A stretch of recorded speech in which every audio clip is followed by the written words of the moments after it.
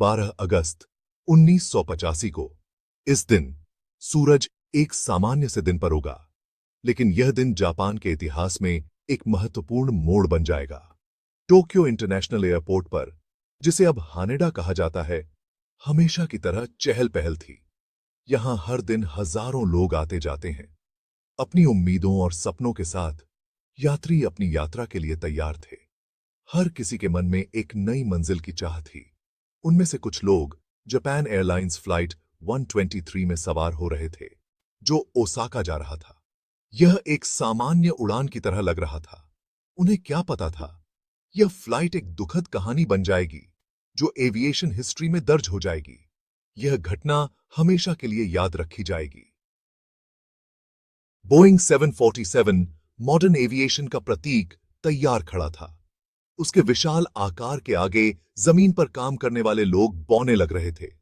यात्री विमान में चढ़े और अपनी अपनी स्पेशियस कैबिन में अपनी सीटों पर बैठ गए। उनमें घर जाने वाले परिवार, अपने सौदों के सिलसिले में जा रहे बिजनेसमैन और घूमने के लिए उत्सुक टूरिस्ट्स शामिल थे। हवा में उत्साह और एयर ट्रैवल की सुखद दिनचर्या का मिला जुला शोर था। शाम 6:12 पर इंजन्स गरजे। विमान रनवे की तरफ बढ़ा, मानव प्रतिभा का एक शक्तिशाली प्रतीक। फिर पावर के साथ फ्लाइट 123 ने उड़ान भरी। वह नीले आसमान में ऊपर उठ गया, नीचे की दुनिया की चिंताओं को पीछे छोड़ता हुआ। उड़ान के 12 मिनट बाद 24,000 फीट की ऊंचाई पर विमान में एक उग्लुशीतलनायक गर्जना गूंजी। विमान जोर से हिल गया। यात्रियों ने अपनी अपनी आर्म रेस्ट्स को कसकर पकड़ लिया। उनके चेहरे डर से सफेद हो गए। कॉकपिट में अफरा तफरी मच गई। वार्निंग लाइट्स हर जगह चमक रही हैं। ऑटो पायलट डिस्कनेक्ट हो गया है। हमारा कंट्रोल जा रहा है। पिछला प्रेशर बल्क हेड फट गया था। एक भयानक विफलता। विस्फोट ने टेल सेक्शन में एक बड़ा छेद कर दिया। हाइड्रोलिक फ्लूइड, जो विमान के कंट्रोल सिस्टम्स के लिए खून की तरह था, आसमान में बह गया। विमान बेतहाशा हिल रहा था, जैसे किसी तूफान के बीच फंस गया हो। मेटल और हवा के एक भयानक नृत्य में फंस गया था, मानो प्रकृति की शक्तियां आपस में टकरा रही हों।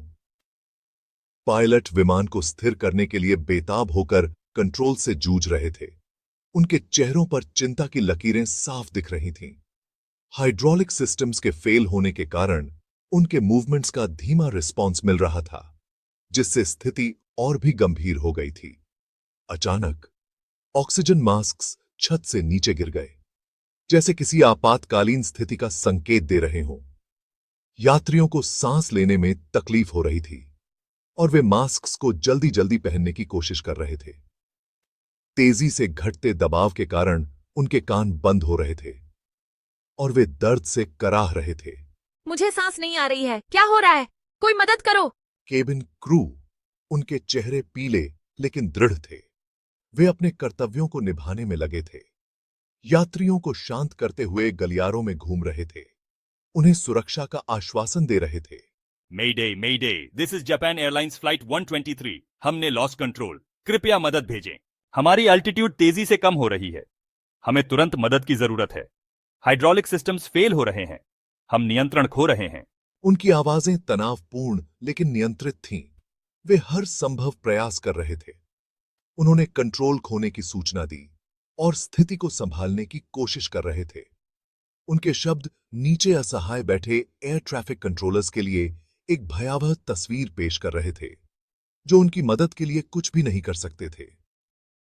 अपंग 747, जो अब एक घायल पक्षी था, आसमान में इधर उधर भटक रहा था। वह तेजी से नीचे उतर रहा था। उसका ट्रेजेक्टरी अनिश्चित और अप्रत्याशित था। नीचे गन्मा प्रीफेक्चर के ऊबड़ खाबड़ पहाड़ थे, जिनकी चोटियां ढलती हुई शाम में डूबी हुई थीं। चोटियां। विमान के अंदर माहौल बदल गया। डर ने एक भयानक एहसास को जन्म दिया। यह सिर्फ एक बम्पी फ्लाइट से कहीं बढ़कर था। यह जीवन के लिए संघर्ष था। यात्रियों ने अपने प्रियजनों के लिए हताश संदेश लिखे। उनके शब्द मृत्यु का सामना कर रहे मानवीय भावना का मार्मिक प्रमाण थे। जैसे जैसे विमान अक्षम्य पहाड़ों के करीब पहुंच रहा था, अन्य लोग अपने धर्म में सांत्वना तलाशते हुए प्रार्थना कर रहे थे।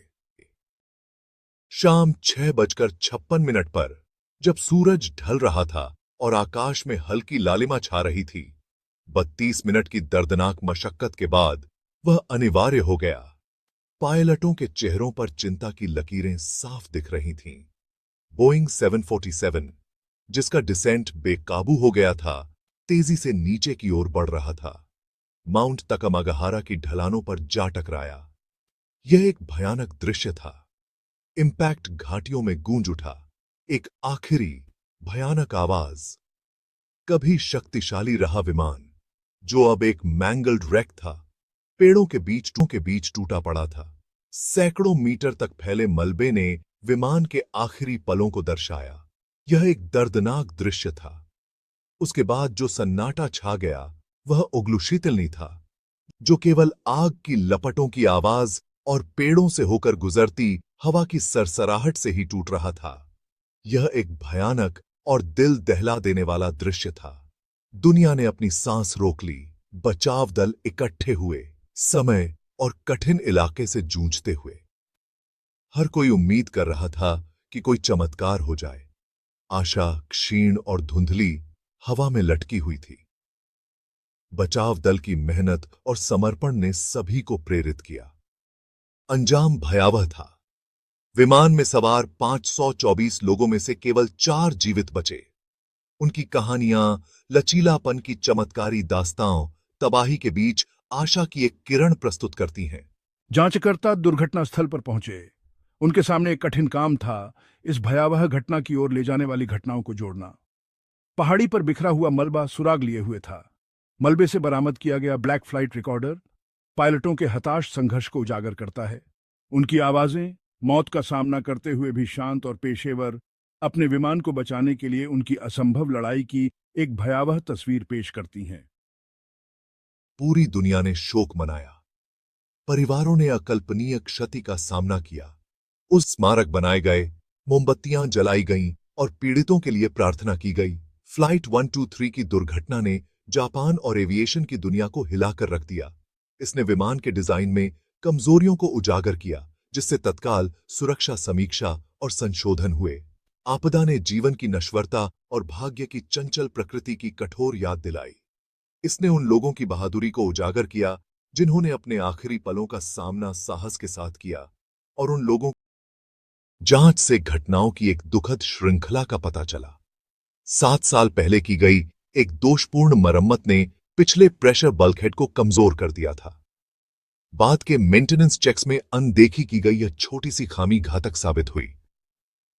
बल्कहेड के फेल होने से एक्सप्लोसिव डिकम्प्रेशन हुआ, हाइड्रोलिक्स का नुकसान हुआ और विमान को नियंत्रित करने के लिए पायलटों का वीरतापूर्ण लेकिन अंततः निरर्थक संघर्ष हुआ। इस त्रासदी के कारण एविएशन सेफ्टी प्रोटोकॉल्स में महत्वपूर्ण बदलाव हुए। मेंटेनेंस प्रोसीजर्स में सुधार किया गया, जिसमें कड़े निरीक्षण और क्वालिटी कंट्रोल पर नए सिरे से ध्यान केंद्रित किया गया। आपदा में उजागर हुई कमजोरियों को दूर करने के लिए बोइंग 747 के डिजाइन में बदलाव किए गए।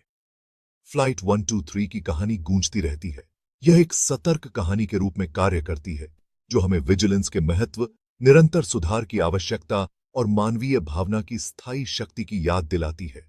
जब तक हमें याद है, इस त्रासदी से मिले सबक उड्डयन के भविष्य को आकार देते रहेंगे, जिससे उड़ान भरने वाले सभी लोगों के लिए आसमान सुरक्षित रहेगा। अगस्त 1985 की गूंज, हालांकि दर्दनाक है, एक शक्तिशाली अनुस्मारक के रूप में कार्य करती है कि आपदा के सामने भी आशा और लचीलापन की जीत हो सकती है।